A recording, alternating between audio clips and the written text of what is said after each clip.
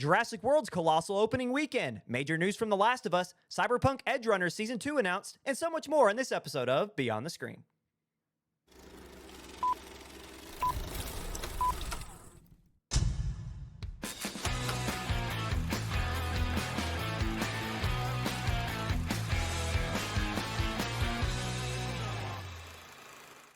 Hello and welcome to Beyond the Screen. As always, I'm your host, Ryan, and with me is Jake Holtzclaw. Jake, well, first off, amazing intro. It looks fantastic. For those of you at home, be nice and say it looks great. But also, how are you doing?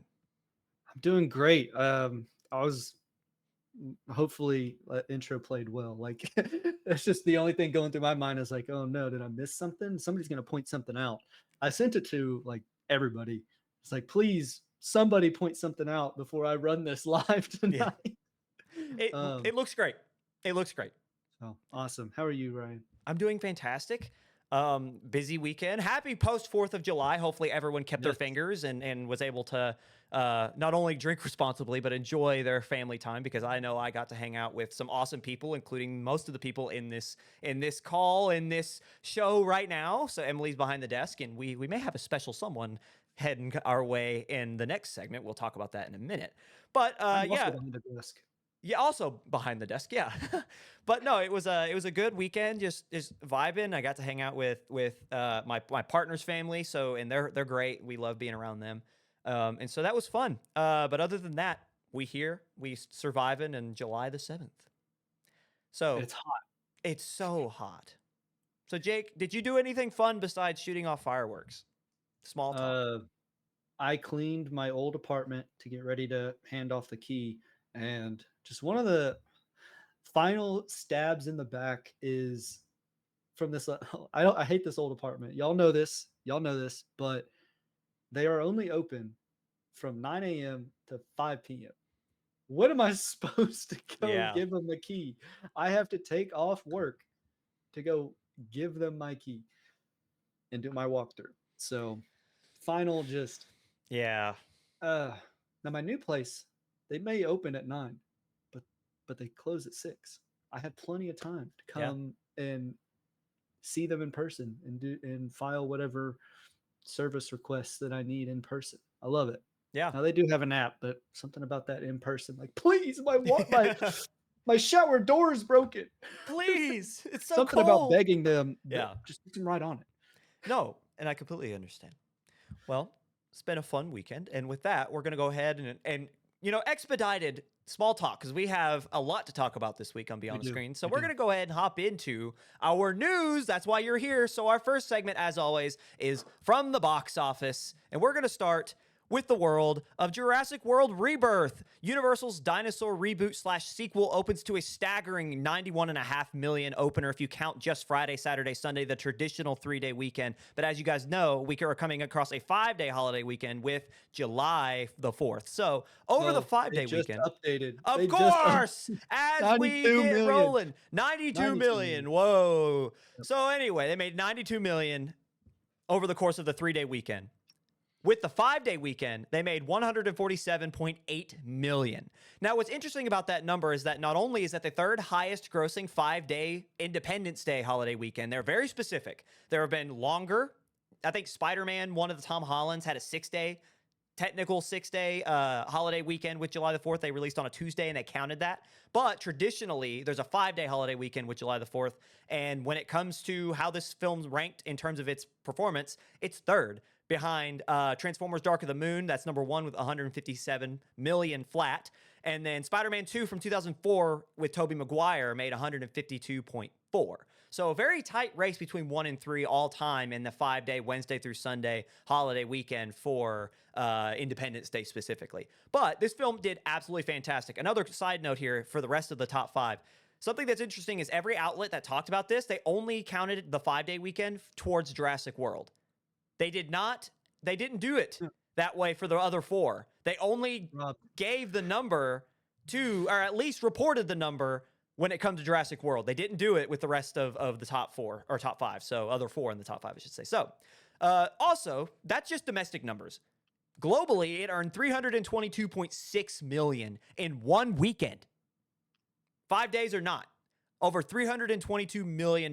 This officially becomes the largest opening of 2025 thus far, despite not having IMAX screens. Usually IMAX screens, they're the big ones, the ones that have, when you walk through your movie theater, they say IMAX on the outside because you get that much more of an experience. They don't have any of those because F1 currently has them. Everyone, they've got them booked, and this film still made $322 million at the box office in its first extended holiday weekend. So the Scarlett Johansson and Jonathan Bailey starring film pulled a B from Cinema Score and a 72 on the popcorn meter. From the tomato meter from critics, it earned a 52 or 3, which is a splat. So critics were not very fond of this, but audience goers seem to think this film was okay. And their money seems to insinuate that people are excited for it. And it's just another installment in a series that will probably never die because people love dinosaurs and their marketing is insane. Despite the one scene with the raft and pushing in with a T-Rex, that one was a little dumb. And that's the one I see people complain about the most. But regardless, excellent opening for Jurassic World Rebirth and Universal. Coming in second is F1 the movie. So again, this is going back for the rest of the top 5. We're going to be back to the traditional 3-day weekend total. So they won't be as large as the Jurassic World Rebirth, but we got what we got. So Apple's F1 the movie finishes second after pulling in just over 25.7 mil in its second weekend in theaters, which is another great number. This pushes its domestic total to 109.2 million and its global tally to 293.3 million. So with that, the film officially goes into the green. The film cost Apple, and I think Warner Brothers was the distributor, $250 million to produce. That price tag is not small, and that is why Apple has yet to make a profitable film until now. And the film, just under $300 million globally, is finally profitable for Apple. So their first big hit. This is a film that is probably going to stick around for a while. I saw F1 this past weekend in just a regular theater. I didn't go to the IMAX theater because money, but I saved like $5. I'm cheap. But I did go and see it. And let me tell you, it might be in terms of sports movies, I'm a hit or miss, right? You got your classics like Coach Carter, right? It just, you have the ones that are universally loved, and they're universally loved for a reason. F1 the movie got my blood pumping in the best way with adrenaline, the fun type of I don't even want to call it a thriller, but it felt like a thriller. Not like a mystery, but it was just so, man. Joseph Kosinski, did such a good job. This is the guy that did Tron Legacy, as we talked about last week. The cinematography he's able to pull and the way he's able to put people in the driver's seat is insane. It might be the best racing movie ever. I mean, I know Talladega Nights is a thing, but I'm telling you, just in terms of just pure unadulterated, I know, but in terms of pure unadulterated, what looks like pure racing F1, it's absolutely fantastic. I felt like it captured the culture of F1, of which I am not of, but I felt like I was getting a true glimpse into that world. Lewis Hamilton, who is one of the best racers in all of F1, was a producer. So you could tell that it had just that flair of what felt like real. So it was really cool. And everyone in the film just is absolutely star-studded. It's not just in terms of name, but in terms of their performance. So I can't say enough about F1. Did fantastic, and I see why last week I was like, I don't know how. I jokingly called it NASCAR because I was like, I don't know. Why am I going to go watch a NASCAR movie? I bit the bullet, and I watched it, and I am so happy I did because that might be the best pure racing sports film I've seen in ever. And my family, listen, man, where I'm from, NASCAR was king. So we watched a lot of them, and it's good. Do it for Dale. Finishing third, going down the list, is How to Train Your Dragon. It flies into third as it maintains box office dominance in the family-friendly demographic. The film pulled in another 11.2 domestically, and it also pulled in, I guess I should say it like this. The domestic total is 224 million, with a global tally of 519 million. So that is the highest in the franchise's history. There is no film in How to Train Your Dragon that has beat that number in terms of the animation. And as we talked in depth last week, there's going to be a large following of films. And they're going to take creative liberty, which we won't get back into, but bleh, sad. Finishing fourth and rounding out our top 5 with 4 and 5, we have some disappointments. We're back to Elio, coming in at around 5.7 million domestically, bringing its totals to 55.1 million domestically and around 97.7 million globally in its third weekend in theaters. Playful reminder here, all jokes aside, we talk about what's profitable and what's not, because sometimes money isn't everything with what makes a film successful, right? If it's memed and everyone's talking about it, that's almost as good as gold. This film is not that. The film cost $150 million to make, and it's not in 3 weekends brought in anywhere near 100. It's at currently barely under 98. So not good for Pixar's latest endeavor. And finally, we have Danny Boyle and Alex Garland's 28 Years Later. The legacy horror sequel pulled in $4.5 million domestically, bringing its third weekend tallies to $60 million and its global tally to $125.8. Now, while the film has exceeded in its first weekend, it blew up. Everyone was talking about 28 Years Later. And then people were talking about how weird it was, and it has dive bombed ever since. And that's why I'm calling it kind of a disappointment, because it did not have the staying power that I feel like even creators thought. The next installment in the series is in January, actually, of 2026, a very quick turnaround, and it's called The Bone Temple. 28 Years Later, The Bone Temple. And I'm very intrigued to see how this performance not only impacts that film, but also if the third film in what is going to be a trilogy, if it even gets made, or if they go in a different creative direction, because obviously it's too late to change the sequel. They have to be getting close to finish with that now if they're going to release in January. So with that, that's our top 5. Jake, any thoughts? I don't remember what we bet on last week, right? I can tell you very We well. always do. Yeah, I know. I can't. Actually, we didn't write it down. We should start writing that down. Yeah, let's remember. Yeah. We'll do that. We'll do that okay. this week. But any thoughts about the how they've played out? Maybe not our predictions. So, How to Train Your Dragon, I think had a budget of like 150 million. So Whoa. I think it's made back marketing. That's what I at least like. Quick Google search. That's what the AI overview. Listen, AI. No, and then there's a Reddit that states the same thing before prints and advertising. So if that is accurate, 519 million globally is a pretty good haul given the budget as well. Yeah. Yeah, it's a pretty big deal to begin with, but on a budget of 150 million, and I mean we can just say double it for marketing, you're still, I mean, in the green 200 million. Yeah. So worthwhile. If that is true, if the production cost of How to Train Your Dragon, a live action adaptation of one of the best animated films of all time, costs the same as Elio, what are we doing? That's crazy that they're the same price tag. Anyway, I digress. Yeah, you start looking at story and right. Yeah, well, so Elio right now has a lot of controversy because from what I've been seeing, and I haven't done any research to back this up, but apparently the whole story was overhauled after it was test screened and it wasn't received very well. That's like kind of the word on the street, was that it took a very different direction, and then they removed the director after, or like executive decision to change, and then they brought in new people, and then now it just had turmoil. Yeah. So it kind of went through production hell, which not all films come out like exit production hell as a bad film. It just seems like this one suffered from it. Yeah. Okay. I did. One guy's opinion on TikTok said that it had, I think I said this last week, it had the plot of a Paw Patrol episode. Yeah. So obviously it didn't resonate the first time, still doesn't resonate now. Yeah.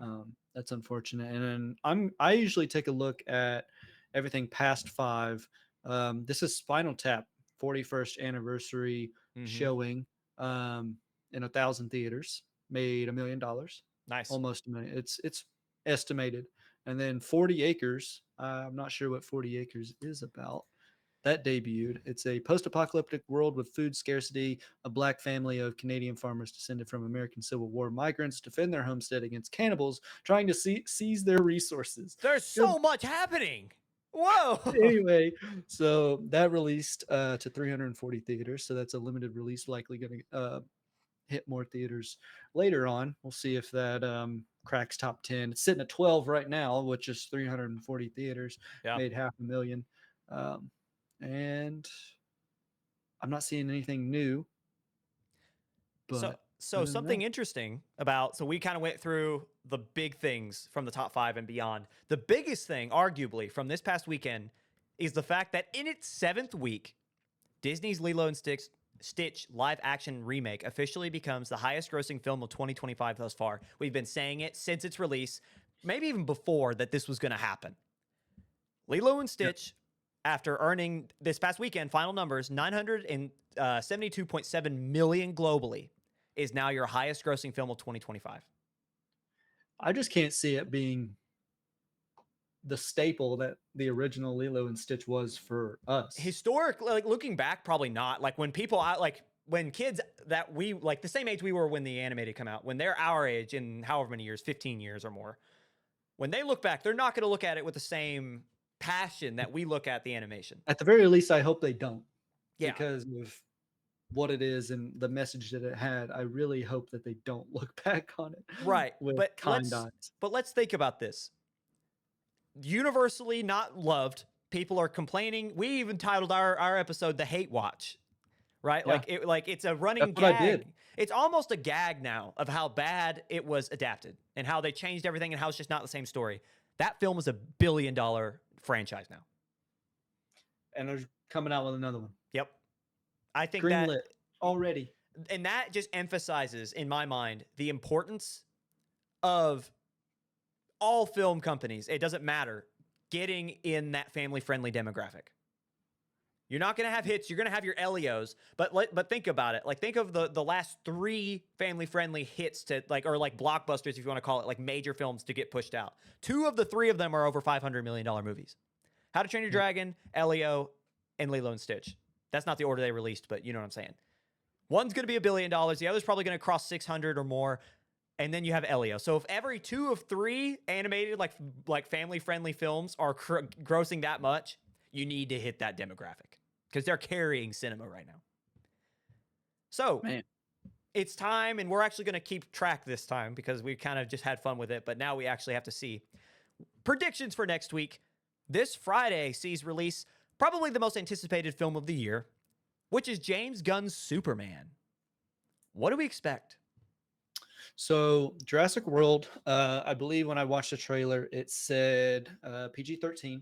So I'm going to argue that Superman has more, but of the same audience as Jurassic World. So it'll steal a lot of people from Jurassic World's second week. I'm going to put Superman first. Obviously, I think this is going to be a big deal.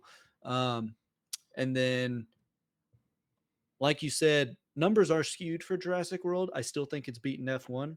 I'm going to put Jurassic at 2. Obviously, I think that's just a no-brainer. Those first 2, and then F1. It might just knock everybody down. Yeah. Unless something else comes out. But I think that's it. I think Superman's the only one. Yeah. Can do a quick coming out this week. I think you're right, because this last few weeks have been slow. It's been 1 major film a week. So Sovereign with Nick Offerman, Abraham's Boys, which is a horror, Skill House, which is a horror, Before We Forget is a drama, and Daniela Forever is a drama. So yeah, you're looking at a small crime drama thriller and Superman. So okay, here's my thing. I am there with you. I'm like I think that you're right with the drop. However, I think there will be an interesting battle for number 2 between F1 and Jurassic, simply because I feel like Jurassic World, it is not as well loved as F1, right? Like people are like F1's ratings are through the roof, whereas Jurassic's kind of low. I think when it comes down to it, you're in your second and third weekend, more people, we're going to get the 28 years later treatment. I think we're going to see a huge drop off, and I think F1, because of its like the way it's made and the audience is catering to, I think you're going to see that one have more of an opportunity to kind of to stay the course and keep where it's at. The thing is, the trade-off with that is that because Jurassic made so much, it could drop off 50% and still be 2. So it's not like there's a ton. Like a lot has to happen for what I'm going to guess, but I'm actually going to shoot in the dark here, and I'm going to predict that everything that you said is the same. But I'm going to flip F1 and Jurassic. I'm going to have Jurassic fall to 3. I think F1's going to maintain 2 because it's still got those IMAX theaters and because so many people went and saw it this past weekend, and word of mouth is it was okay. More people are going to go out, if they're going to go to the theaters, to either rewatch or watch for the first time F1, in my mind, than they would Jurassic. I could be way wrong, but I'm going to take a shot in the dark here, and I'm going to predict that Jurassic World will fall and F1 will overtake it and hold at 2. So you're going to see, for me, it's Superman, Superman, F1, Jurassic, and then How to Train Your Dragon, and Elio will stay 5th because there's just no one to compete. Okay. I will argue with you. Looking at Jurassic World numbers, I don't think so. I'm talking about Dominion and was it Fallen something?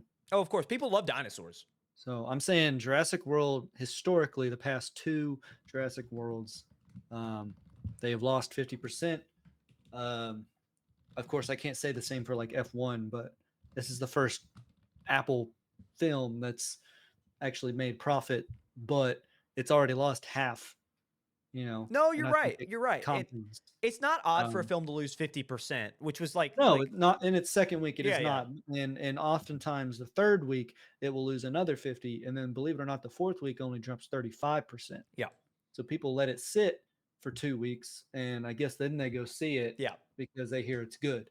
So I still think you're just gonna see F1 drop to where How to Train Your Dragon is now. Elio might be 5. It's going to hang on to 5. I just don't think people, again, Elio pulls from a demographic that it doesn't matter if it's good or not. My kids want to go see it. Whereas 28 years later, you have to be into it to go watch it. I mean, and Lilo and Stitch, I don't even know why I'm bringing them up, but I'm saying that this is a holiday weekend, and the best it's still estimated, but the best they can pull is 3.8. I don't think they're having a chance at getting back into 5. No. But I'm going to say I completely agree. Superman, Jurassic, F1, How to Train Your Dragon, and unless somebody can hold out, Elio probably. I'm just calling for the upset. I think you're probably right. I think history backs you up, but I'm calling for an upset. Someone's got to take the shot in the dark. I'm playing the demographic card here and saying not a lot of kids are going to want to go see that F1 movie, but they might want to see dinosaurs. Yeah, and you're probably right. And on that note, that is the end of our first segment. So coming up after the break, a shift within the creative team behind The Last of Us, Jason Blum's insights into the Megan 2.0 flop, and Grant Gustin to the DCU. All this up next.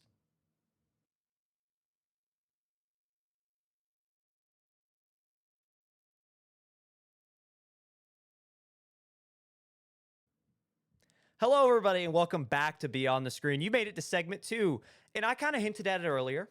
I made a little nod to the future. That's foreshadowing. If you were back in the past, if you took a class in film, to learn what foreshadowing is. We have a very special guest joining us today. You've seen him before. He filled in for Jake when Jake had, I think it was truck problems at that point, but tire. I got a flat. Yeah. And Jake, it was just kind of life gets in the way sometimes, and so I had to call a dear friend, and that friend happens to be a savant when it comes to The Last of Us. He is an absolute fan, and we're going to bring him on to get his opinions on the latest in The Last of Us. So welcome, Matthew Lemons. Hello. Welcome, Mr. Lemons. How are you? I think pretty good. How are you? Well, I mean, look at us, man. Aren't we all a little bit? I mean. Yeah, I guess.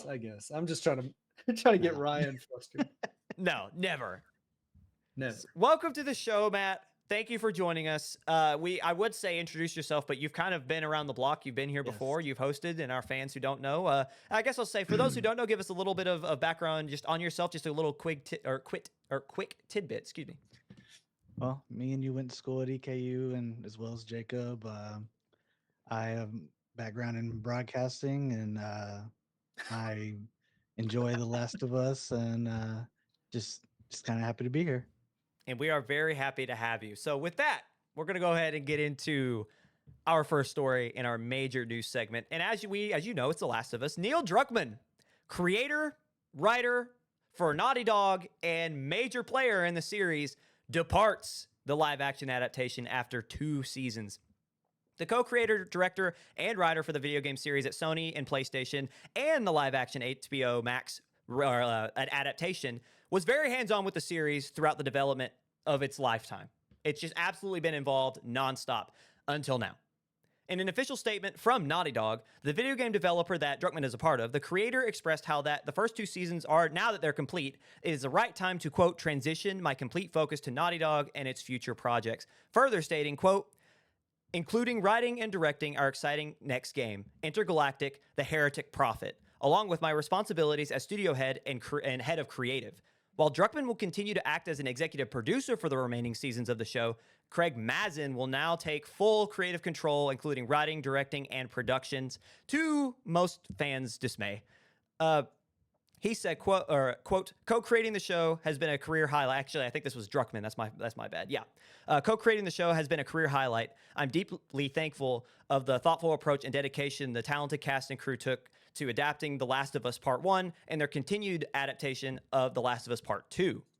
Not only does Druckmann make his exit, but so does producer and season 2 co-writer Haley Gross, who I kind of was, when I was looking her up, not a lot of people were very happy with her performance and her writing in season 2. So she also leaves with Druckmann, and she's doing that to, quote, make space for what comes next. So I wonder if that was more of a firing. But anyway, that's what that sounds like to me in terms of what I read it as. But in a response statement, Mazin states, quote, it's been a creative dream to work with Neil and bringing an adaptation of his brilliant work to life at HBO. I couldn't have asked for a more generous creative partner. So I'll go ahead and ask our guest, Matt. What do we think about Mazin taking full, singular creative control of the last 2 seasons of The Last of Us? I hate it. I was not me like myself. Many people were not a fan of the direction season 2 went. After that one particular incident happens in the show game. Now, I was you happy can go with ahead it and up. spoil it. We've talked Oh about it yeah, already on the well, show. after Joel went golfing, I was not upset with that. I thought episode 2 was one of the better episodes of the year. Maybe the best episode, just with the way the things they added to it. But I thought after that they kind of went downhill with, once you start cutting so much out of a game, it kind of becomes a whole new thing in itself and not really so much an adaptation. And I thought that was where they went wrong. And this kind of feels like a um overcorrection, maybe, like Mm. maybe they just were. I don't know if Neil and him were maybe behind the scenes just not getting along. Maybe they couldn't agree on things. And I know Mazin's has a history of being with HBO because he did Chernobyl, the limited series, which is a lot. When he first got announced, a lot of people were super excited because Chernobyl won a bunch of Emmys, Mm-hmm.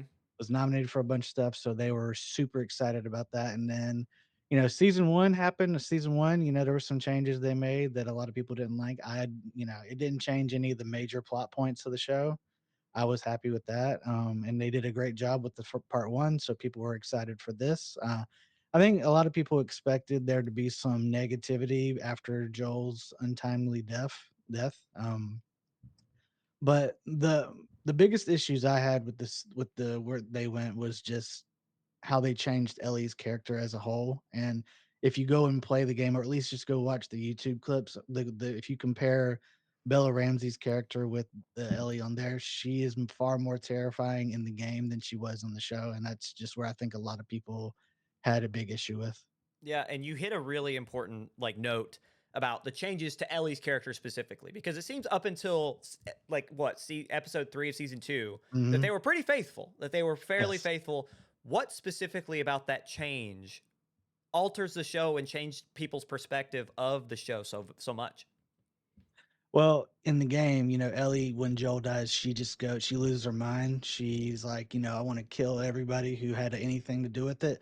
She goes to her and Dina go to Seattle, and they are on a 2-man rampage, just killing anyone and everyone they can get their hands on. And in the show, she, I think, kills 3 people. And she apologizes for doing that to one of them. And you know, Ellie doesn't really feel remorse in the game.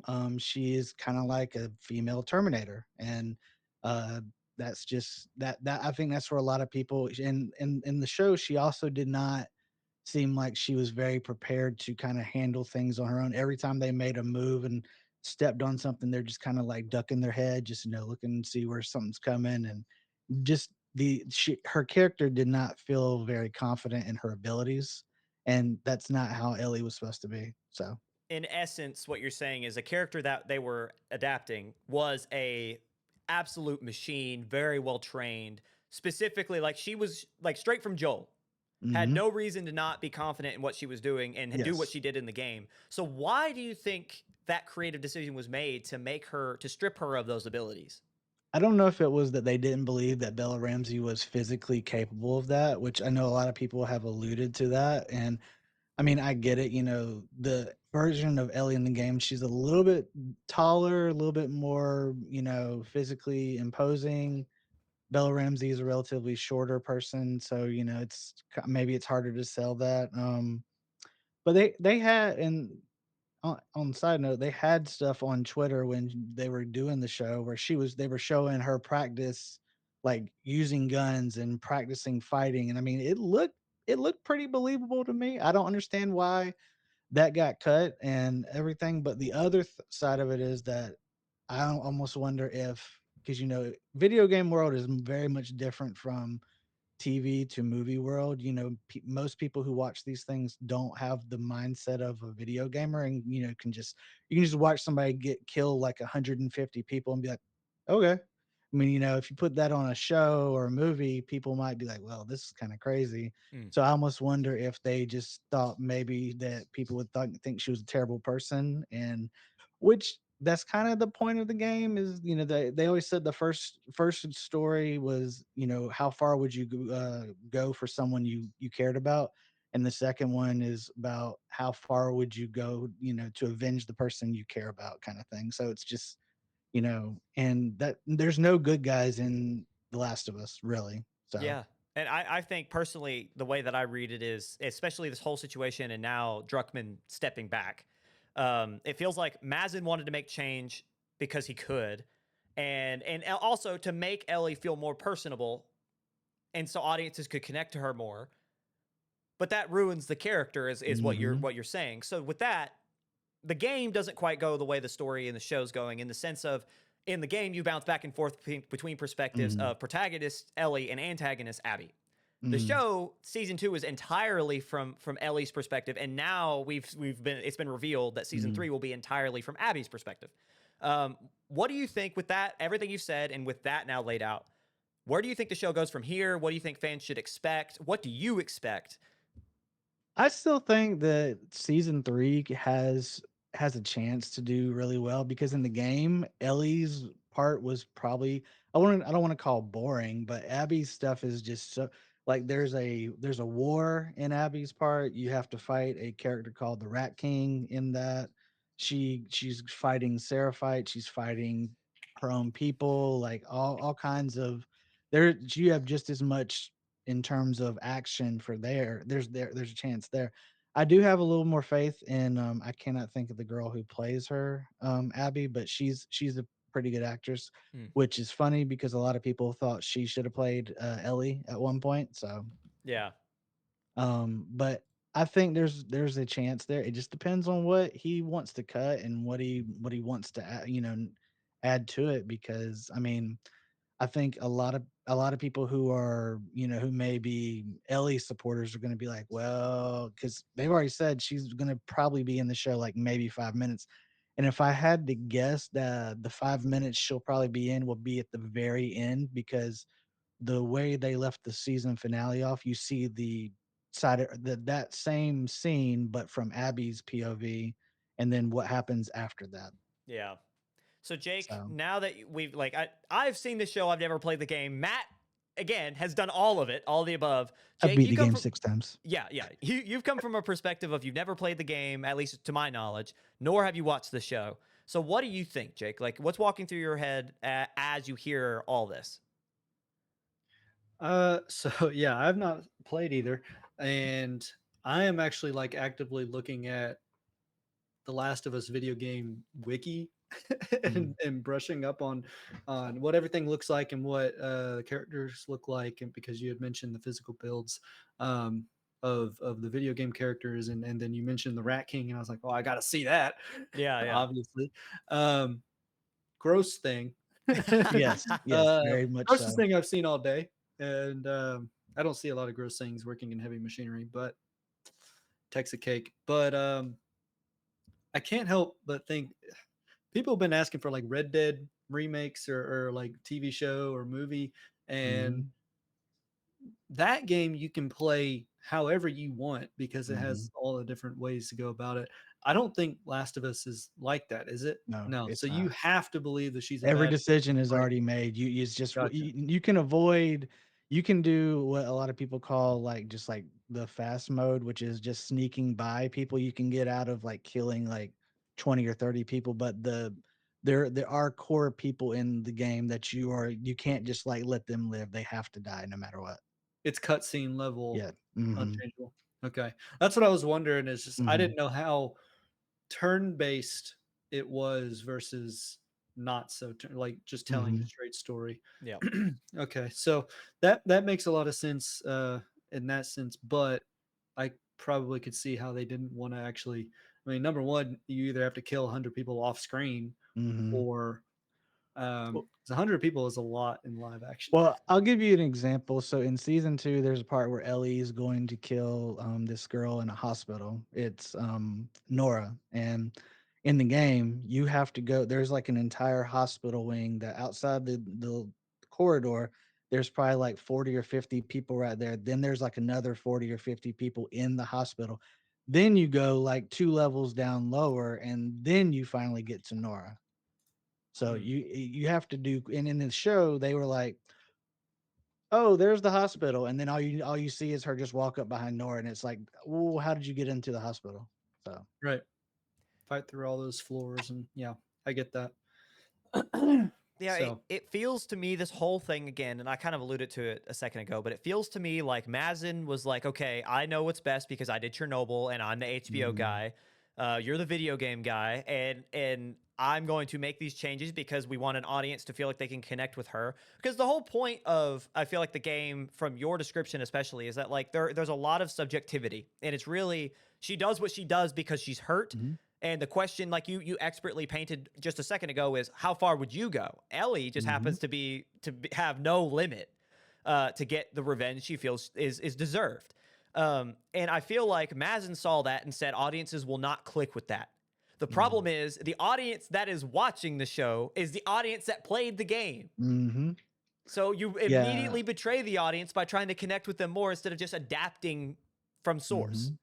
And honestly, I would actually say Ellie's probably not even the character who got most butchered this season. I would say it's Joel's brother Tommy, because in the game, Joel dies, and the next and Tommy's like, yeah, he's like, we'll go get them together, and then the next day you find out that Tommy released all the horses and that you can't get a horse now because he wanted to go and kill him himself, because his background is he's an ex Marine sniper, I think it is. It's something in the military. But he's pretty good with a rifle, and through the entire game, you were kind of like following his bloody footsteps. You're finding dead body after dead body after dead body, and you're trying to play catch up to him.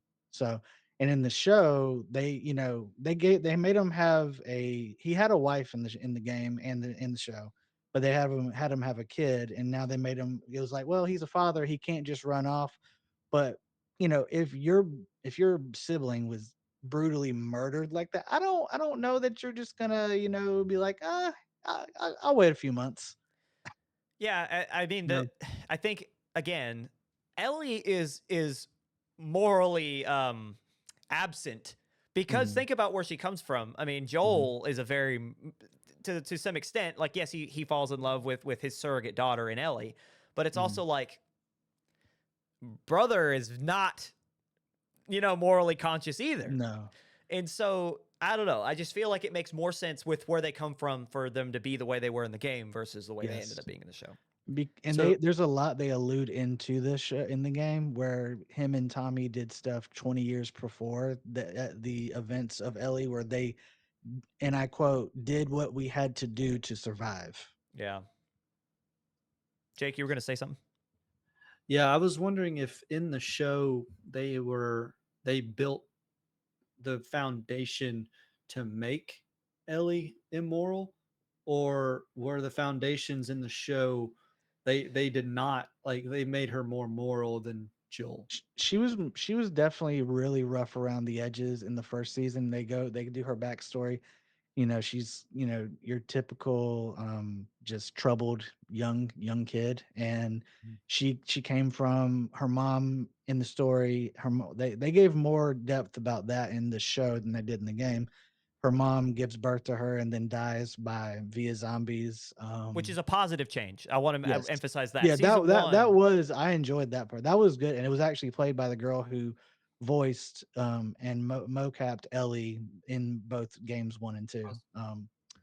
But she was in and the thing is, her character was in a military academy growing up, so it's like she knows how to handle herself to a point, and that's why I really did not like where they went.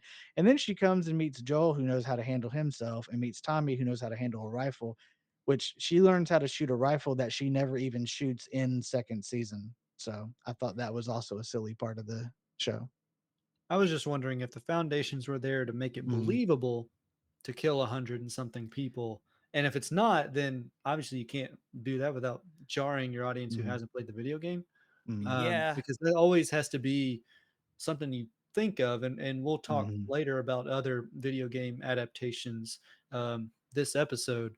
And which I think, in spoiler, CD Projekt Red and the animation studio Trigger do really well telling a story that you don't need to play the game. Mm. But I'll get into that later. But that's why I ask is yeah. Mhm. like, with so many changes to the TV show, would it even have been possible to have her be immoral Mhm. Yeah. with the foundation she had? I Okay. mean, I would argue I yes, because I mean, again, not only was she, her mom died the day she was born. She, imagine a troubled youth, an orphan at that, growing up in the post-apocalyptic world where there is no growing up. You have to be Mhm. grown up. But on top of it, she is the only one immune to this virus. She gets bit. She loses her love interest at a super young age. She's passed around like an object because Mhm. she is immune. And then she finds her one person that has shown her love and that has protected her. Never seen that in her life, and the show expertly paints that. It's just like that in the game. She watches Mhm. him die in a brutal death, is there Yes. when he's dead, and then after all that, born into a military, like at least like a militant group, trained by this military sniper and his brother, who's her Mhm. father, and she can't hold a gun. Yeah. So everything was there for it. It was just a creative decision to make her more moral. Mhm. There was one death that she does in the game where she the well, I won't well, I guess if I already said about Joel, where she kills a pregnant chick, and they because they altered that scene, and they said that they didn't want to do it that way because the guy was, and I quote, too tall. I didn't really understand that. Because the way it happens in the game is he kind of like pushes up and tries to take advantage of her. She pulls her knife out, stabs him in the gut. Then the girl tries to get her, and then she ends up like stabbing her in the neck. And then she's got her jacket buttoned up, and then she's laying on the ground bleeding out. And then the jacket pops open, and she realizes that she just killed a pregnant girl and freaks out. So, but The they, remorse in the game came after that fact. She realized it. Where in Mhm. the show, Yes, it was an accident. yes, It wasn't accidental in the game. It became an yes. accident. So I Um, want to just go ahead because we've been on this for a really long time. I want to go ahead and get moved on. Any final thoughts from either of you about Mazin taking full control, Druckmann's comments leaving the show in terms of creative? He's still an exec, and him focusing on Naughty Dog. More power to him, I guess. If that's what he wants to do, right? But there's probably Yeah. other opinions out there about drama. I will say, last thing I will say is that I also read something. I don't know if it's as true or not. It was on Twitter. So that Mazin does not really like writing rooms, that he prefers to write by himself. Mm. So don't know how well that's going to make for the show now that he doesn't have anyone to butt heads with him on that. And he also did say that this would be his last video game adaptation, called it his swan song. So, you know, I You love to hear that when you're halfway through a show. yeah, Literally, I he's got just 2 more seasons.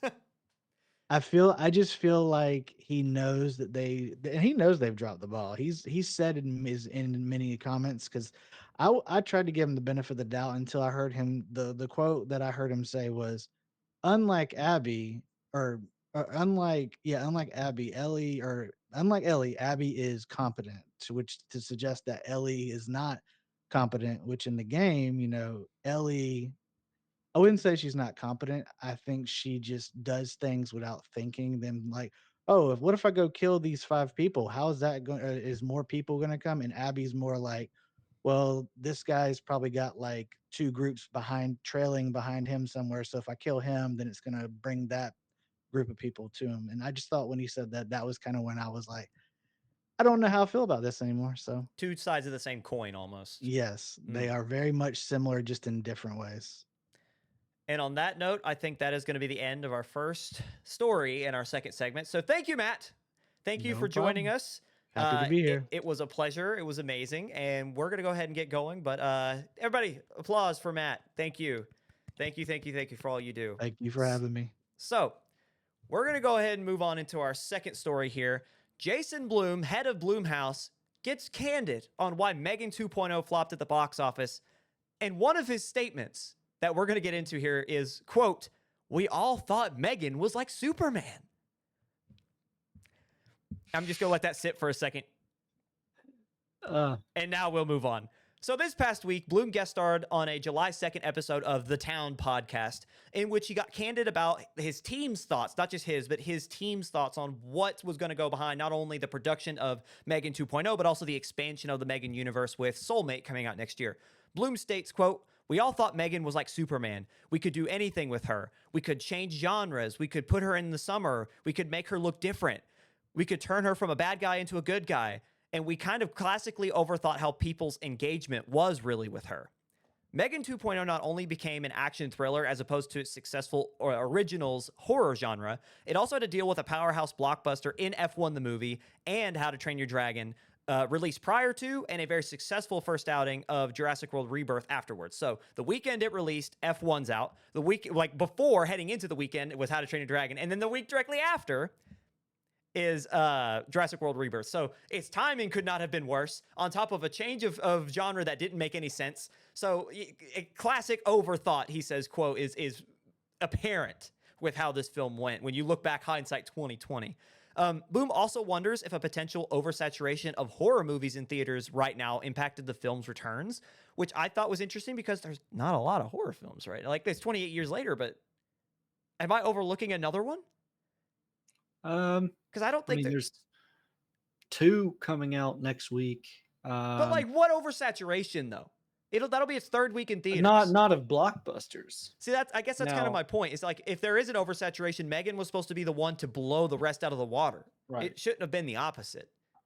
So anyway, so he was wondering all this stuff, said, yeah, we overthought it. We were wondering if there's too many horror movies out right now. But then he finally relents and he says, quote, "We'll never really know why this film didn't work. What I hope Megan does is it doesn't discourage other people who make sequels to now make them too close to the first. I think there's some sequels that are very different and that do work. This one didn't have to be, but we took a creative risk, and I really hope that people continue to take creative risks within the walls of their franchise. Otherwise, the movies won't feel all the same." Which, like, I get what he's saying, but it just feels tone deaf. I don't know. What are you thinking? Because I could see your brain working over there, Jake. What do you think about Jason Blum, his thoughts on Megan, and is this delusion or a daring shot at greatness with how he approached 2.0? I think it's delusion. I think they drank the Kool-Aid. They echo chambered themselves.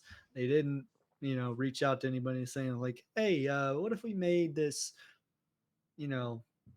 Megan horror doll into a superhero, or let's try a Western next." Yeah. So, and it's just kind of like, you had something decent. I wouldn't say like awesome, great, 100% foolproof.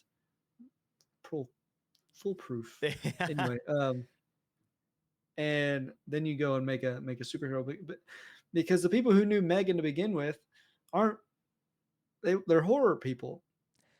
You know, Yeah. people going to Superman aren't going to see. I mean, there's some overlap, but the majority of people going to see Superman aren't going to a horror movie. I am one of them. I would go see Superman, and I would rather stay home to go see a horror movie. Yeah. And even if you make Megan a superhero, I'm not going to go see her because I know the first one was a horror movie, and it's just not. It's like making Chucky part of the MCU. I guess like there's See, really no point. you're hitting exactly the notes I was going to make, because I was going to bring up Chucky too, because they felt like they had gold with this generation's Chucky. But where you say they drank the Kool-Aid, that Kool-Aid entails them thinking that Megan was cooler than what she is. Because the thing is that after the 2023 release, which saw the film explode, it became a meme. Everyone was talking about it. I didn't even think it was that great of a film, but it was good. Like, it was a good, spooky little horror. The problem is that online, the meme became that Megan was cool, right? Like, everyone was talking about, like, Megan, she's got an attitude. It was like a joke, but it was like kind of serious. They thought, that's our goal. That's our mark, is she's cool. So we can make her an action film. We can put her in one of those like flying suits where she's got wings and flying around the mountains, and we can have her become a good guy. But the whole point was the fact that she was like creepy. She's essentially a kid's doll, a sentient kid's doll, not haunted kid's doll, more close to home. It's AI. So it's a robotic doll that just goes rogue and kills people. Like, that was the whole point. Yes, Megan, I guess, like she was very sassy, and there were funny moments. Like, the original was kind of silly too, but they veered so off course. And so it's like, again, hindsight super 2020, because going into this film, I really would have thought it would have done better just because of the things I'm telling you. So it's like, I completely see where where they went with that and why they thought it would work. But also, genre jumping that vast, like that off course, is kind of ridiculous. Yeah, it is. Like I said, I think it echo chambered. Just the classic, what he said. I would have loved to have seen what the test screeners thought. Did they even do that? We always hear about them making changes after test screenings. And so if we haven't heard of the turmoil, it must have did okay. Yeah. And they just sent it out. Yeah. I don't know. Who's to say? I think to finish off that story is, I will also agree. I think it's a bit of delusion. I think echo chamber, and I say delusion in like the nicest way possible, because I don't mean like they're so dumb. I mean like the way you put it, echo chamber. They were in a room with people who thought the same thing, and they didn't get an outside perspective. And that's where the delusion comes in, is they they bought into their own like thought process without getting actual perspective. So sad for them, because it seems like they had a lot of passion for it. But I'm interested to see what they do with Soulmate. I don't know if that was meant to be more of a horror. I'm guaranteeing you they're probably gonna gear towards the horror. Should. Yeah, most definitely. Because I guarantee you they would still be an audience for it. But time will tell if we get more after Soulmate, if we get a Megan 3.0, if there's more beyond that, because they seem to be leaning into that, but who knows? And finally, from this segment, our third story of our second segment, before we get into our third and final segment of the day, Grant Gustin reveals who he would play in James Gunn's DCU if he were to get a call, and it's exactly who you think it would be. So recently at a fan expo in Denver, Colorado, during a Q&A panel. Yeah, Batman? Green Arrow? Yeah, it was during a Q&A panel featuring the cast and crew of the CW's The Flash television show. Grant Gustin was asked who he would like to play in James Gunn DCU if presented with an opportunity. To the shock of literally no one, Gustin responded emphatically with one word: Flash. That's all he said. I mean, what kind of question, though? What kind of question is that? Who would you play if you were in the same universe as the guy that you just played? The same guy. Ryan, if you were in media and you knew something about podcasts, what would you like to do as a hobby? Podcast. Like, it's that easy. It's like, it's just, yeah. So it's kind of a silly question, but it does open the doors, because this is not the first time that Gustin has been, the first time he's like outwardly said it word of mouth, but this is not the first time that Gustin has been like, I would like to continue playing the Flash. And it's cool to see someone who's got a legacy with the character still have as much passion for it, because a lot of time actually, you see people kind of fall out of it. So to see Grant Gustin still be like, I want to be the Flash, is really cool. So there's no current development on the Flash film from James Gunn. We know that for a fact. He's outright said it. It's not happening yet. But we do know that Gunn has also expressed interest and working with Gustin on Twitter or on Threads, whatever he posts on. He's like, yeah, I wouldn't mind it. They've gone back and forth a little bit about other things in the DCU online as well. They acknowledge each other, they know each other, so it's like it's not too far of a leap to think that this could be something that could happen. Right. Do we think that we will see Gustin in the red and yellow leotard again? Does that take away from the legacy of what he's already done? Is that the smart move? From what I was reading in comments under the post that was talking about this, fans were saying he deserves it, but that was just a small sample size. So should we even care? I mean, I think if you put him against a lineup of people, he's got a pretty good shot. I would have to see the other lineup of people. Yeah. I mean, Ezra's not going to be in that lineup. No, but they will not. I don't know. I don't think it was his fault. Like the later episodes and seasons of The Flash were not good. They were, I assume, low budget, and the passion wasn't there, and it was the same thing over and over again as most TV shows turn into if they continue going on like The Flash did, rather than just ending on a season finale kind of deal. I think the arc with like Zoom, if anybody knows, Zoom was one of the main antagonists of a particular season that escapes me now, but up until like the end of that story arc, one of the most watched TV shows. Like I remember coming home and it's like it's the Flash day, Yeah. like the family is watching the Flash today, and it was good. Like yes, it was still repetitive. Like he's on the top of his game. Oh no, new villain. Villain kicks his butt. He has to go through some kind of moral, Yeah.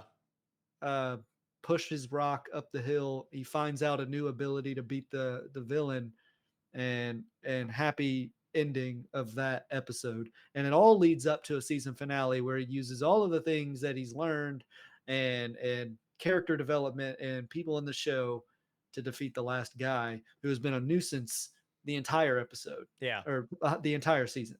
So I don't blame Gustin for what happened to it, but I kind of have that like inkling that it's like, hey, he is like a CW actor, and that's not to take away with how well he can act and how well he plays his character, but put him in a lineup of others who also can act. I don't know if he'd be able to hold his own, depending on who is in that lineup. I think he's got a good shot. Yeah. He's right up there with them, but you put other amazing actors up there, and I don't know if he'd be the pick for movies. I think you make a great point about like who else is the option before you just give it to him. I've seen another thing that I would see regularly in the comments when I was looking, I was just quickly scrolling, which I was shocked to see that many positive responses to that. But a ton of people were like, hey, he'll finally have good writing. Do it. He deserves it. Right.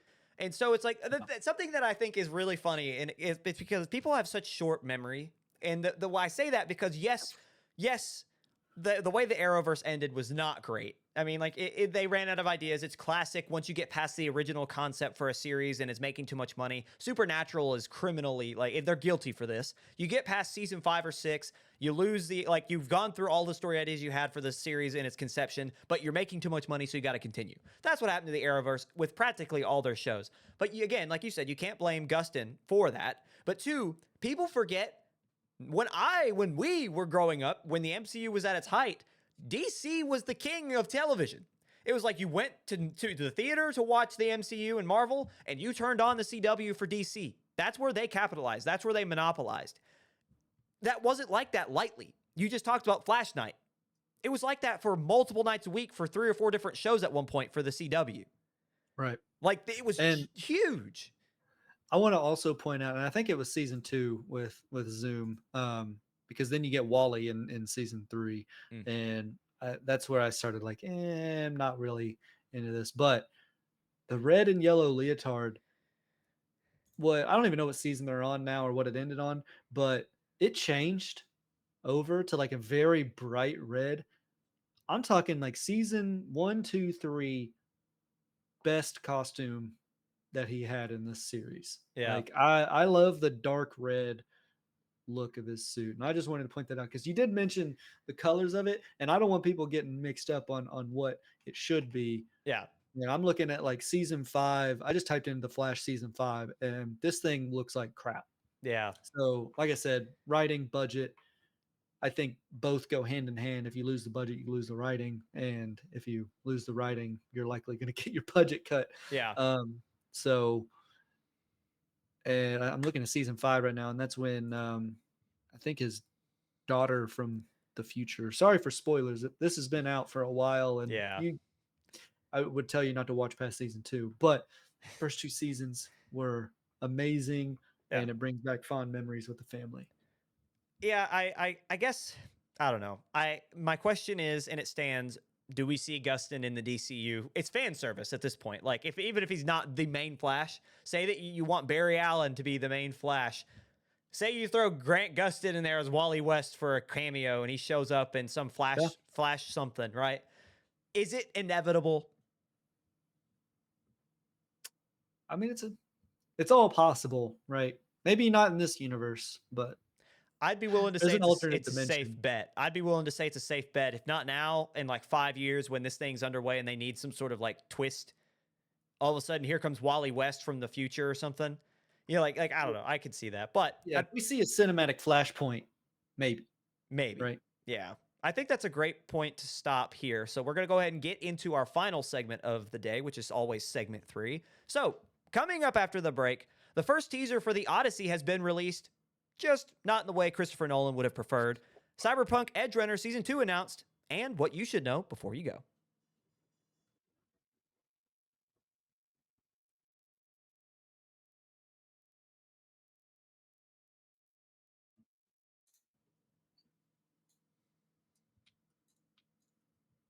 Welcome back to Beyond the Screen. You made it to segment 3, and as always, I'm going to take a minute to get on my soapbox and be sappy because you guys are awesome, and we really appreciate you guys being around, listening to us yap, allowing us to not only bring my friends along with me here on the show, and like Emily's always, as always, she's done fantastic behind the scenes, pushing the buttons and helping us do our thing, social medias as well. Jake, listen to me yap and banter and go back and forth. And then Matt as well. I don't know if he's still on the call, but just allowing us to do this on a week-to-week basis. We have talked a lot about expanding the content to add some cool new things. We'd love to hear what you guys would like to see. But thank you, as always, for being along for the ride and for being here. Like, comment, subscribe, follow. Tell your mom. We would love to hear what your mom has to say about it, because this is probably going to be your favorite podcast if she does listen. So thank you guys so much for being here, and we're going to go ahead and get into our third segment so we can get you out of here.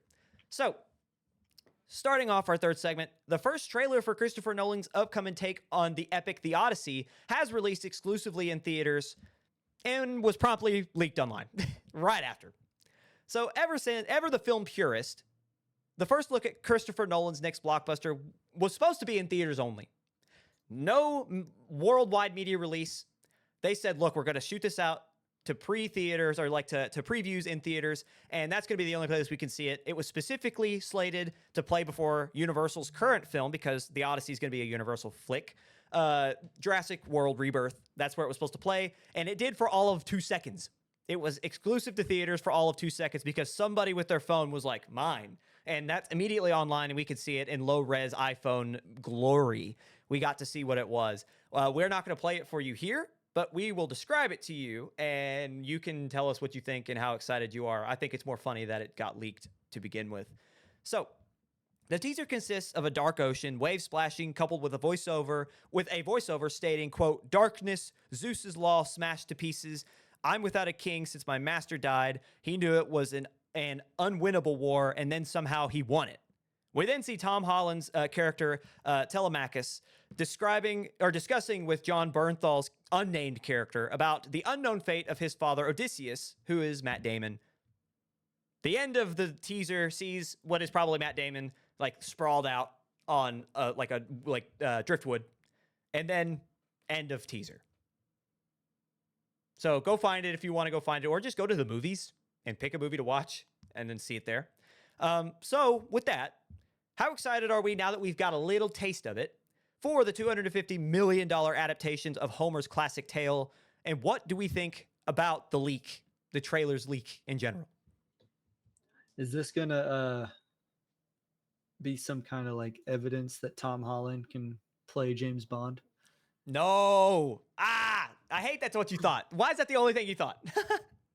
Because Tom Holland, he's playing this serious Telemachus character, with John Bernthal, and it's just going to prove that he can play the womanizer secret agent. I don't think so. I don't think so. Someone at MGM, Okay. Amy Pascal's like, look at this guy play this ancient Greek. He could be a British spy. Get that man some scruff and a martini. Yeah. Get that But man a shake it. tuxedo right now. Don't stir that thing. No. Sticking with this. I just to get a taste of this film, because it's like there's no way this flops, right? They're like, not flops as in money and flops as in content. There's no way this is a bad film. You think this will be like an Oppenheimer level event? Maybe. Is this it? Will now it's going to be like this every time Nolan releases a film. Will this be his magnum opus? Will this be the Right. best one he's ever made? I don't know. Well, the reason I ask, and I know it's like it's a very hyperbolic road to go down, but the reason that it has to come up is because think about every film he's ever released outside of Tenet, which was too convoluted and people didn't understand it. But every film he releases is better than the last. He always one-ups it. He's gone through every genre. It took him 9 years between Interstellar and Oppenheimer, and now it's only 2. So Or are when's this you come out? worried? Are you worried that the quick turnaround might impact the quality? 2026, so that would be 3. I don't know. Hold on, I don't have an actually accurate timeline as to when. So we've got Inception 2010, Dark Knight 2012, Man of Steel 2013, Interstellar 2014, Dunkirk 2017. Took 3 years to get Dunkirk out. Tenet 2020, another 3 years between Dunkirk, and then Oppenheimer for another 3. So he's on track, actually. Believe it or not, 3 years seems to be his cadence. Memento to Batman Begins took 5. That's crazy that Oppenheimer's almost 3 years old. I remember it. Yeah, I hope you would.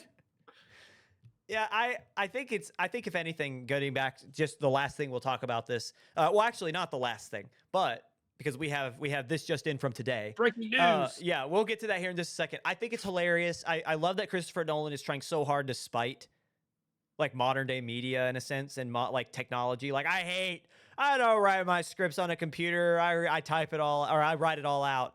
I hate releasing to social media. I'm a film purist. And some dude with his phone's like, whatever, dude. And just like Whatever. immediately online.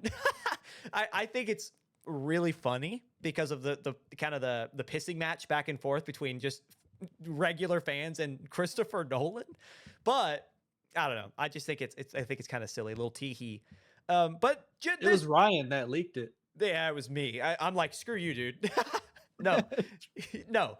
This just in at around noon today, so not really this just in. About 8 hours have passed. Shogun star Cosmo Jarvis drops out of the Odyssey last minute due to scheduling conflicts. Industry sources say he left the film to star in a new biopic titled Young Stalin, where he will play, you guessed it, Stalin, which I guess is a pretty big deal. Like, good for him. While the details of his role in the Odyssey are still kept under wraps, Deadline reports Logan Marshall Green will take over for Jarvis. You might have seen Marshall Green in Prometheus and the TV series The Defeated in 2012 and 2021, respectively.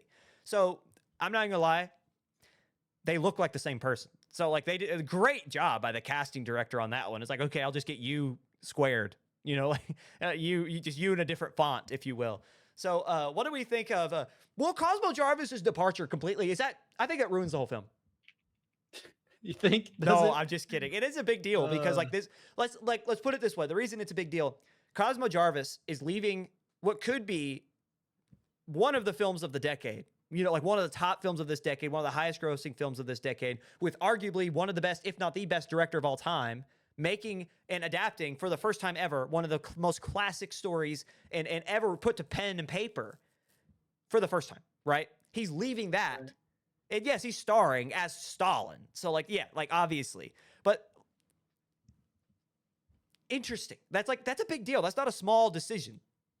I'm trying to figure out which one's which because we just played this graphic and I was like, I told you and they then- look like the same and person. then I looked it up, and then there's also photos of him with Tom Hardy. I think if from this picture that Emily just put back up, because he's in Shogun, he's the guy on the left. Yeah.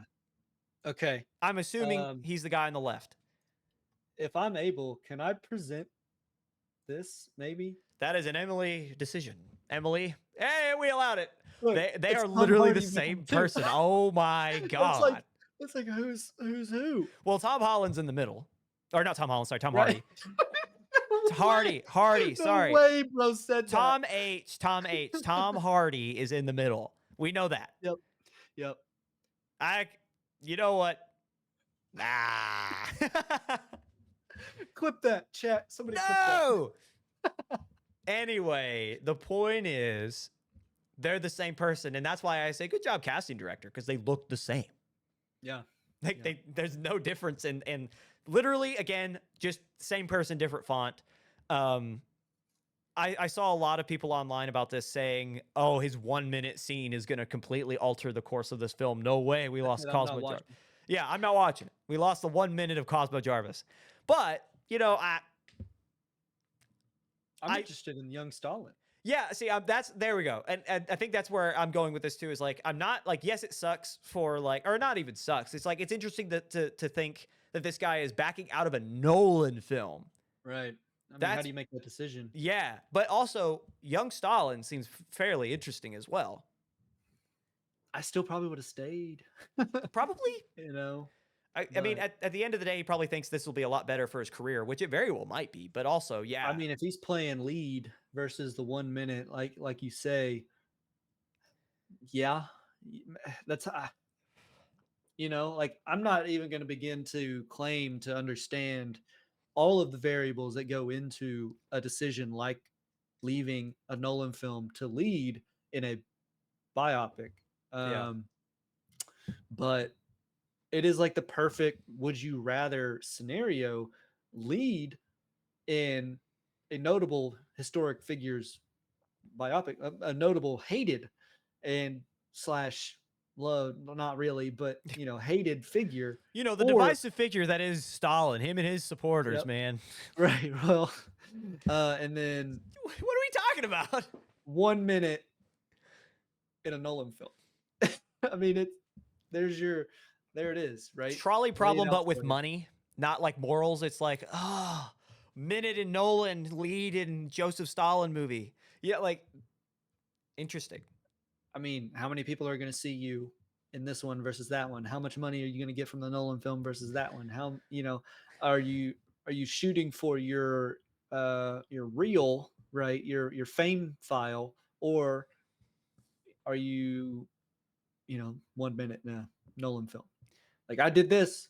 Look at this. Yeah. You Well, know? what's interesting here too is if this flops, say that young Stalin does not pan out for him, a part of his career will always be known as the guy who backed out of a Christopher Nolan movie, was hired by Christopher Nolan, and afterwards said no.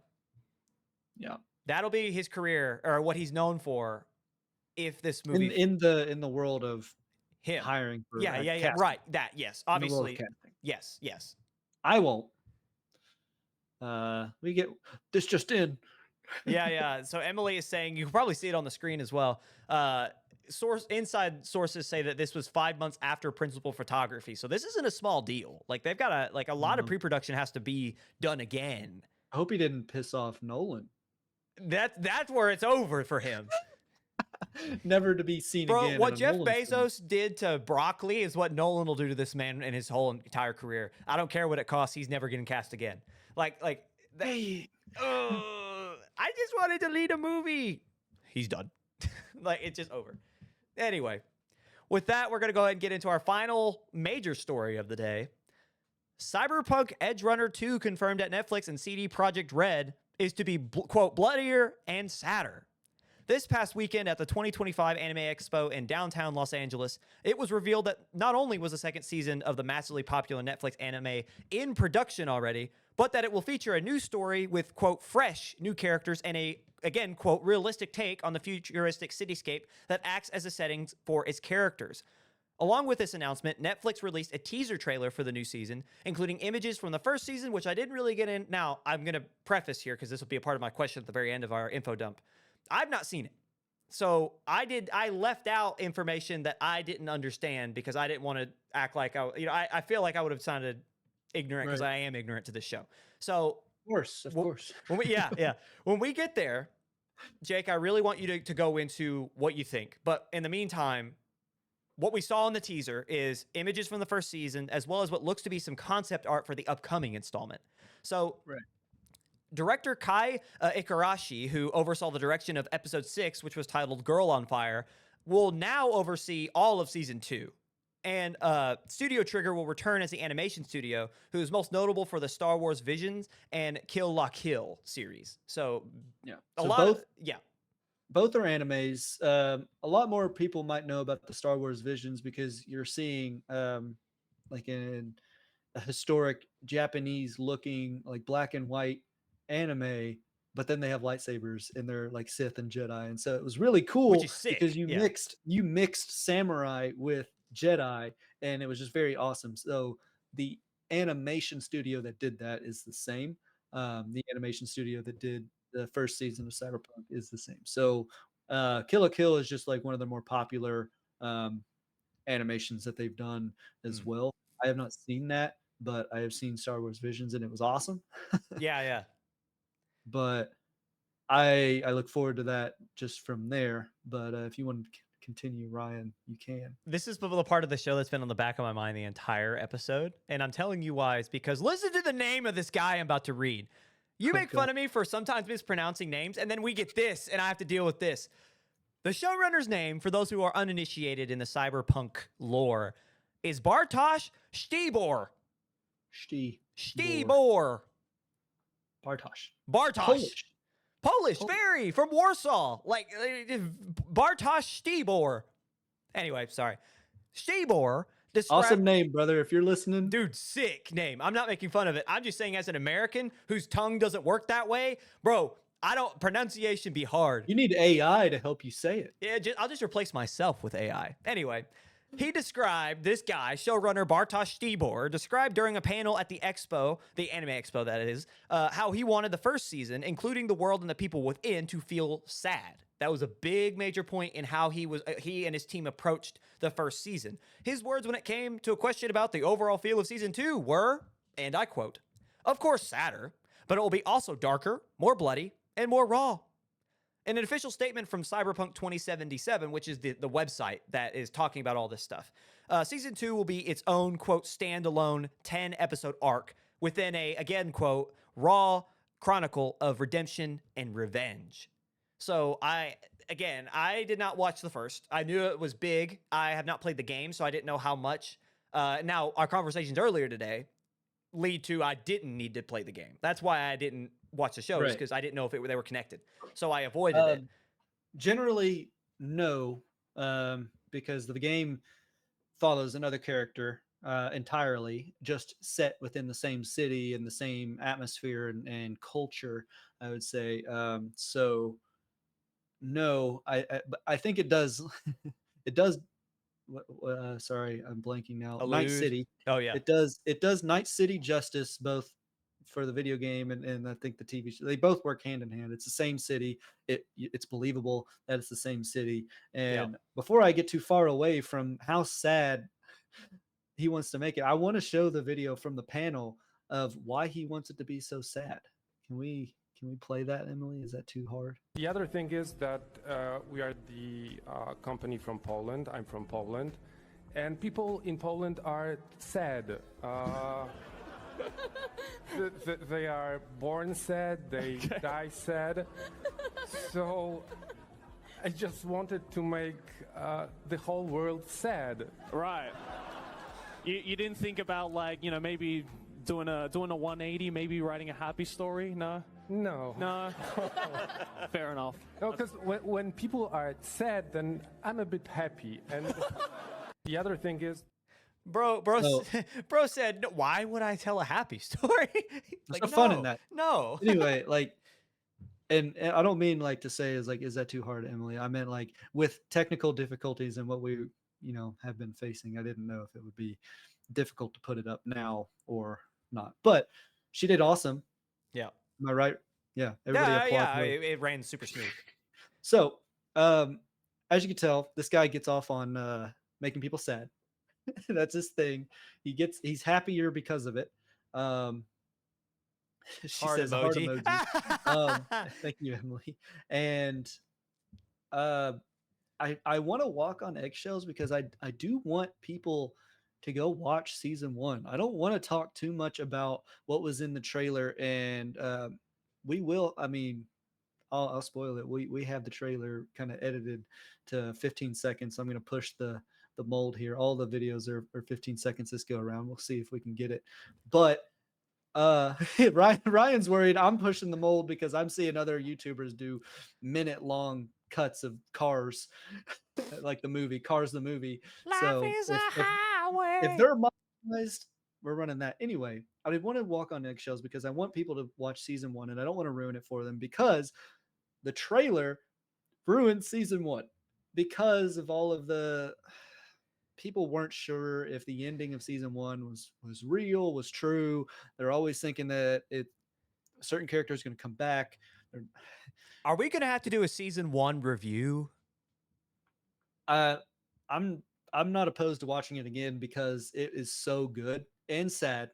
I love a good sad. I texted the group chat with Emily and Ryan, and I said, this is like the modern day Icarus and something else. I said something else, but classic story, flying too close to the sun, and it's a love story, and it's just very sad. So without getting too deep into the story, what do you look forward to the most of season 2? So if you can do that, if that's possible. Because season 2 is supposed to be standalone, I do hear some skepticism that there will be one of the characters remaining from season 1 will be coming back for season 2 and creating a new gang, if you will. So that's exciting if that's true. And it might be like a redemption or revenge arc based on season 1. But I also see that they're saying standalone. So like, I don't know. Something from the game that I'm noticing in the trailer is that we've got like all kinds of walks of life, whereas in season 1 it was kind of all like wannabes and like city folk, whereas in season 2 the outlines and the character art alludes that we're actually going to see like the video game has different walks of life. So like the nomads are like the people who live outside the city in the barren wasteland. Like it's what is it? It's not a utopia. It's like a dystopia level. Like it's future 27/7, like cyberpunk-esque city, but on the outskirts there's nothing but desert. And the people who live out there and live off the land out there are called nomads. And then within there are the city, there's other gangs. And so we've only really seen inner city people and life with the main characters, the main gang in season 1. Now in season 2, there's just the outlines and character art. Sorry, I got choked up on my spit. Brother's getting emotional talking about 2070. So Edgerunners.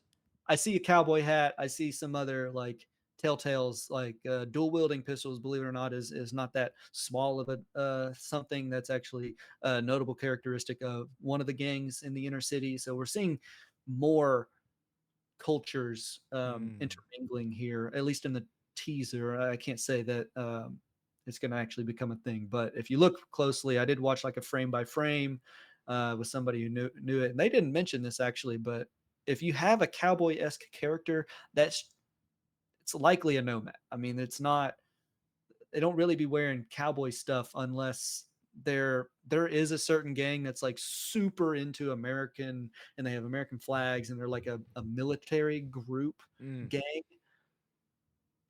but it's more nomad.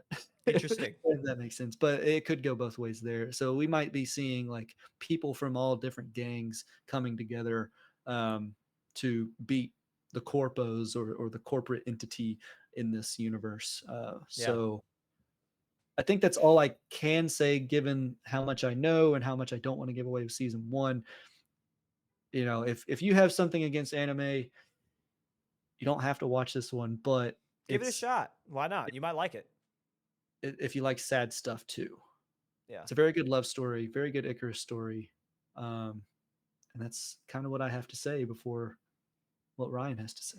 I mean, I'm going to keep, I don't really have an opinion because I don't know the show. I know that it's interesting. I love the idea that there are, we talked earlier about The Last of Us, which I think is a great callback for this because in the second season, they catered back. It's like in season one, they were so committed to the feel because the world of The Last of Us is not forgiving. In season two, all of a sudden, a character that was born and bred in that world, all of a sudden now can't kill a scout. You know, like can't do what they need to do to be protected. And so it's like it's awesome to see like in the same episode with another series that's also a video game adaptation. Obviously not frame for frame from the video game, but like from the same world, like staying within their source material in the sense of feel. So I like it. That's really all I have to say. I don't know anything about season one. I will probably now watch it because of how highly Jake talks about it, and maybe we'll sit down and talk about it on an episode, like a special. A special. So a special. So other than that, we're going to go ahead and move on to, we have two more little tidbits of fun to get you through before we let you guys go. The first one, we'll go through 4 trailers, the biggest trailers from this past weekend. And we're going to start with The Running Man, then move on to The Cat in the Hat. We'll do our, as we just talked about, Cyberpunk Edgerunners Season 2, and then end with She Rides Shotgun. So with that, we're going to go ahead and start with The Running Man. The rules are simple. Survive 30 days with the entire nation hunting you down. We'll get your family out of Slumside for good. I'm still here.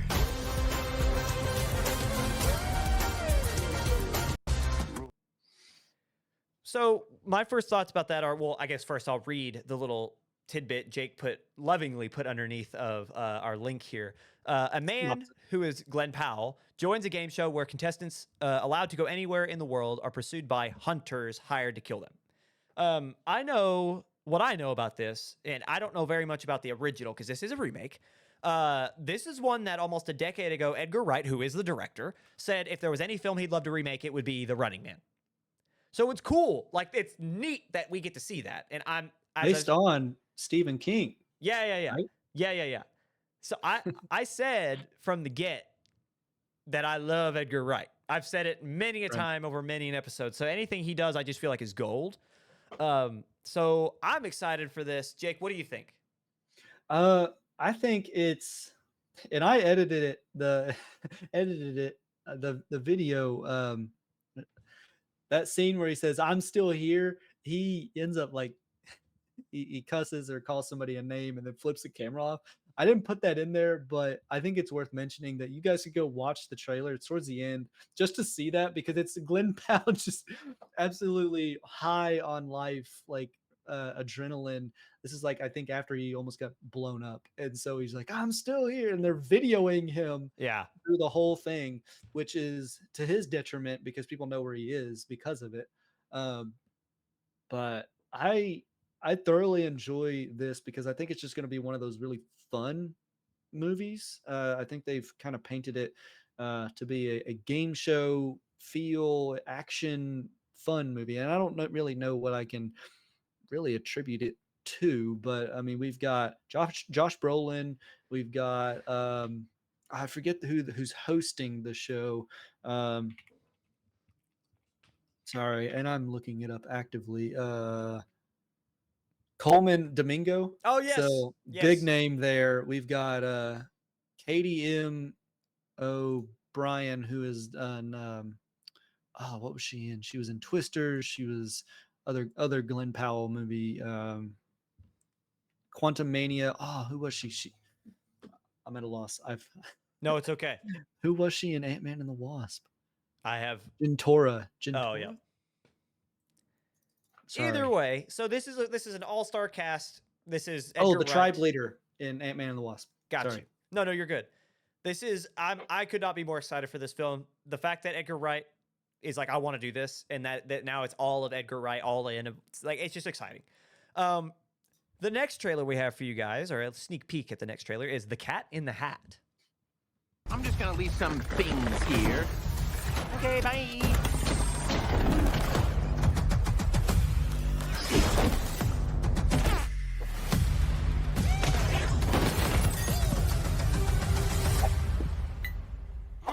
I'm just gonna leave some things here. The things are the cutest thing on the planet. That's why I cut it the way I did. I figured Ryan would enjoy seeing the things, and you guys would too. I love how he comes out complete ragdoll, smacks a lamp, falls on the floor. That just something in me. I don't know if it's the kid or the slapstick humor, but watching something come out of a box ragdolling, and just landing on the floor, limp, and then getting up is very funny to me. There are a lot of things in the movie that we don't see with this trailer, or with this look at the trailer. You do see them in the trailer, so go watch it if you're interested in seeing almost 20 different of these blue-haired things. I don't remember there being that many. Like there were 2, right? Yeah, I thought there were only thing 1 and thing 2, but there genuinely are 20. I saw a thing 18. I didn't actually like go in to the trailer, pause it, and count or look at their bellies. I do distinctly remember seeing thing 18. So there are a lot, at least 18. Now, in the teaser, or in what we just showed you guys, that was thing 1 and 3. And I did pause and scan, and I did not see thing 2. And ooh, interesting. Something in the, and I don't, somebody prove me wrong. Somebody go back and actually watch the whole thing and tell me if thing 2 is in the group of all of the things. But the ones that come out of the box first are 1 and 3, and 2 is supposed to look like 1, is what I've always thought. Even live action or in the book, thing 1 and thing 2 look the same.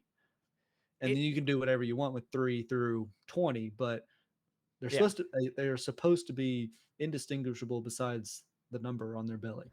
So what's interesting, my first initial thoughts of The Cat in the Hat is like, I'm excited for it because this is like the first thing we've seen from the titular character since Mike Myers live action.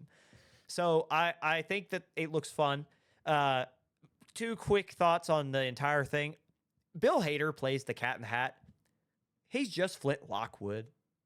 Yeah. He's just like, again, different font. That's like all I heard the entire thing was just Flint Lockwood is just him talking like Flint Lockwood. And the thing is, what I think it is it's just Bill Hader talking in both films. But I could not get over that as I'm watching it. I was like, man, if I closed my eyes, I would have thought this was the next Cloudy with a Chance of Meatballs. But then after that, I got a little agitated with the animation. This is from Warner Brothers Animation. Because Cat had like one face the entire film. Or the entire trailer, sorry. And he's just like, the entire time. And he talks like that, like he's never not doing that. And it's just like, it's more annoying because it's like, there's no emotion. You know, it's like you can't really discern. And I'm sure that maybe it's different, but just him walking around just going the entire time did not, like, I don't know. I was like, man, like this just doesn't seem, I don't know. That just irked me a little bit. And it's probably me being very, very, very, very, very, very, very, very picky. But either way. Target demographic, folks. It's not him. Apparently not. I'd love animation. So but anyway. Unfortunately, in my mind and in my humor, nothing can hold a candle to Mike Myers' performance as Cat in the Hat. That is my Cat in the Hat. Yeah. I will never not believe that is how Cat in the Hat was supposed to act. Yeah. He's supposed to ruin your day and just be slapstick, just unequivocally. He's low-key light. Care. He's low-key light. Like you don't want him to be around because he's just going to screw things up, but he's not going to mean to. And then he's going to fix it. And then you're supposed to feel better about it. At the very end, he's going to fix it. And that was always like what the book was about, was he was just ruining everything.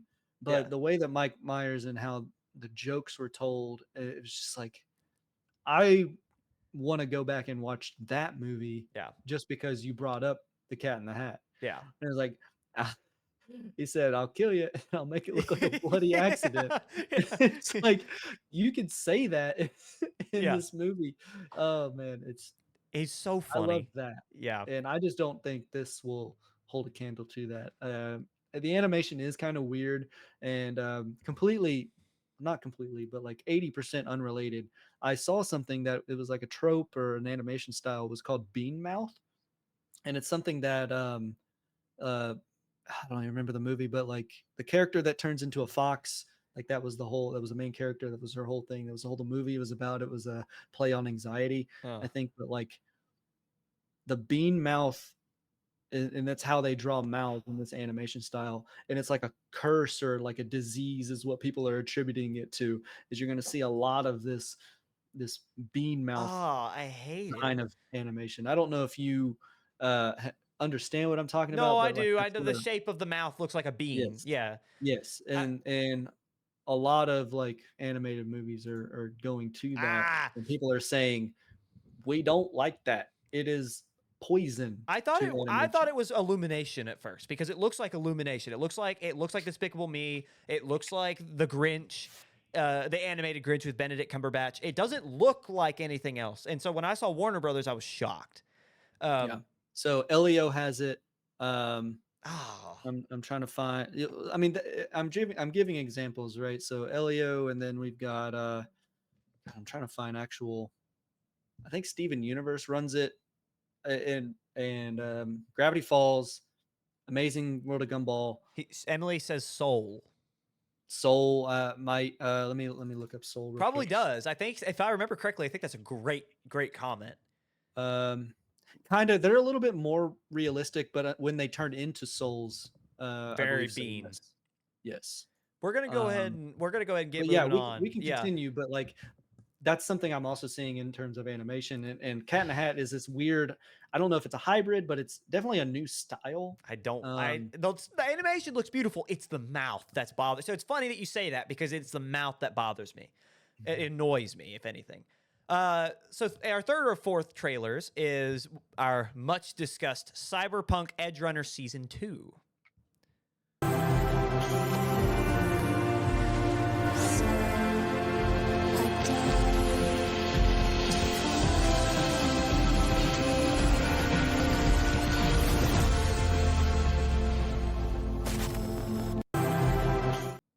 So Jake cut out all the spoilers, and I'm happy you did because I haven't seen it yet. Yeah. And I dropped the beginning just for you guys at home. Yeah, please go watch season 1, and you'll and do not watch this teaser until you do. Yeah, for the love of God.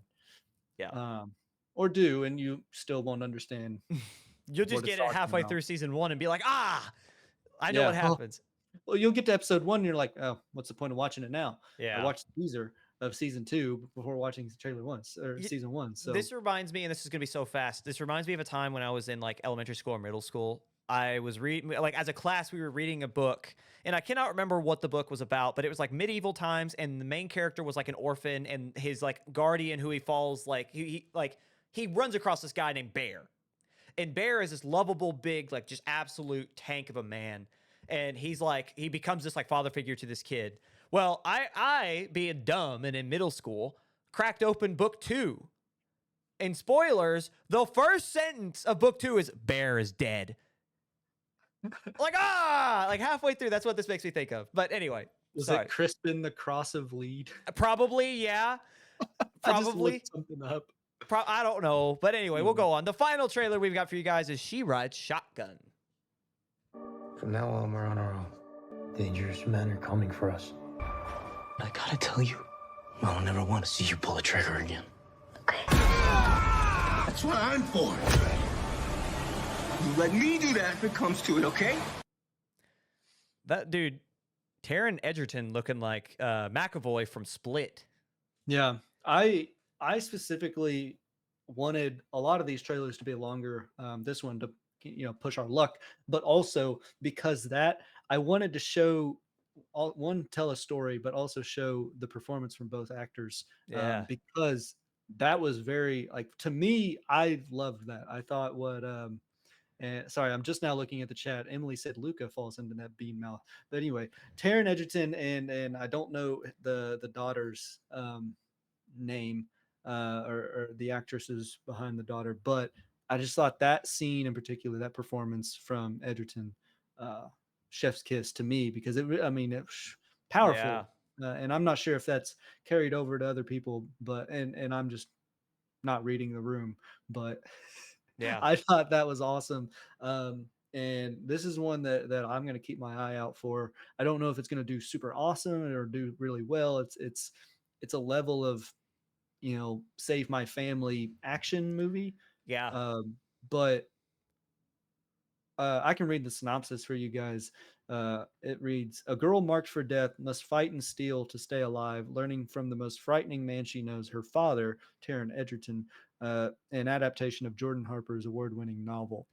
It just looks so gripping. Edgerton just saying, like, I pull the trigger. Like that. Yeah. I did not have this one on my radar, but anything Taron's in, I am also in, because he's one of those talents that you're like, what's he doing? But yeah, any final thoughts before we get to what you should know before you go and let the good people on their way?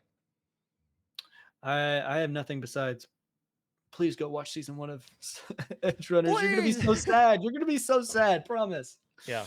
Promise. And on that note, what you should know before you go, we have 5 or 6 quick little hits for you, and we'll talk about the ones that interested us the most. We start off with 2 really sad ones, unfortunate and really kind of upsetting events that happened this past week. Reservoir Dogs and Kill Bill star Michael Madsen passes away at the age of 67, and Julian McMahon of Fantastic Four fame, who played in the original, he played Dr. Doom. He also passed away at the age of 56. So two guys who really left an impact on Hollywood. And gone too soon. I mean, 67, yeah, seriously, 66, young, not old. young, sad. So, but in other news, Michael Douglas officially announces his retirement, unless it's for the right script. In that case, he says, I purposely, Sonic? He's like, yeah, he literally did Jim Carrey. He's like, well, and the thing is though, he's been 3 years since his last film, which was, I'm pretty sure it was, Quantumania was the last one he did. So he's like, I took 3 years off, and I'm doing that on purpose because I'm 80 and I've been doing this for 60 something years. And unless the perfect script comes along, I'm just not doing it anymore, which good for him. Right. Moving on, many of the costumes used by extras in Ryan Coogler's Sinners were originally designed and manufactured for Marvel's Blade film. Fan favorite and Emmy-winning series The Bear has been greenlit for a 5th season, and Dune Messiah has officially begun production. And it will be the second film ever to be filmed entirely on IMAX cameras, IMAX film cameras specifically, following Christopher Nolan's The Odyssey, which is currently filming. So, meaning you have to watch both of these films in IMAX. Yeah. I mean, there's no argument about it. Yeah. Right. I mean, that's the point. I mean, seriously, that's what I told my dad. I was like, look, both are shot exclusively on these cameras, meaning you have no argument to go see it in regular anything other. Yeah. Right. Because that's not how they were meant to be viewed.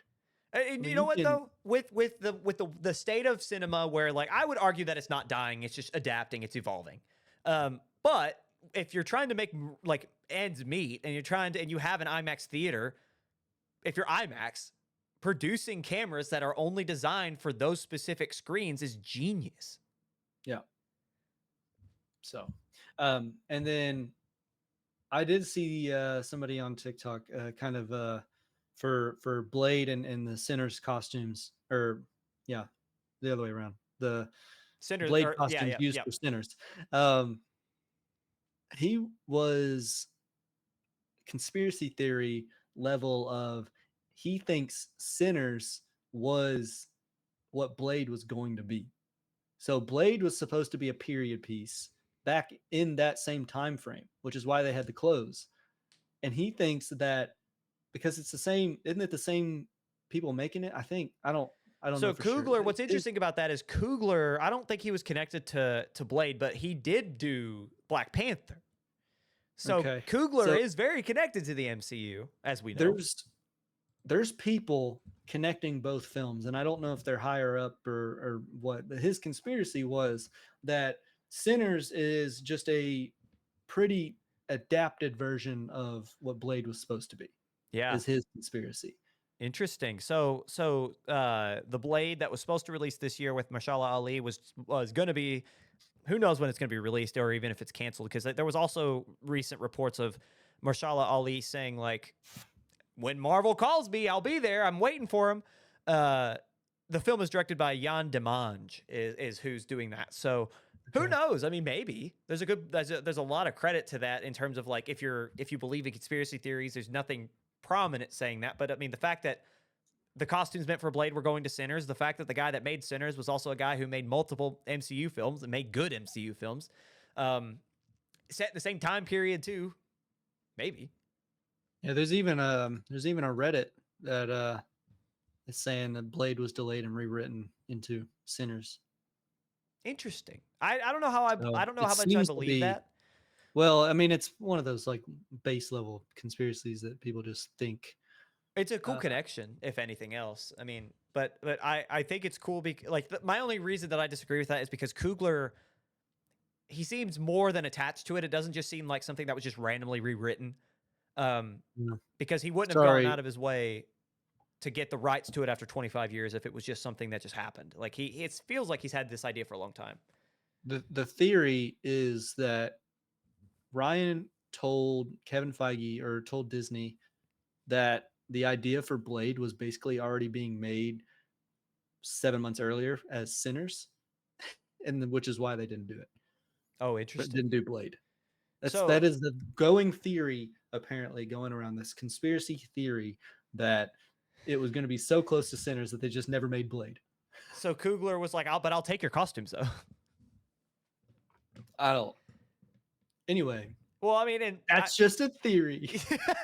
Sorry, don't sue us. And on that note, that's all we got for you on today's episode. Is there anything you want to tell the people before we let them go? You don't have to watch season 1 of Edgerunners. I'm just saying, it's really good.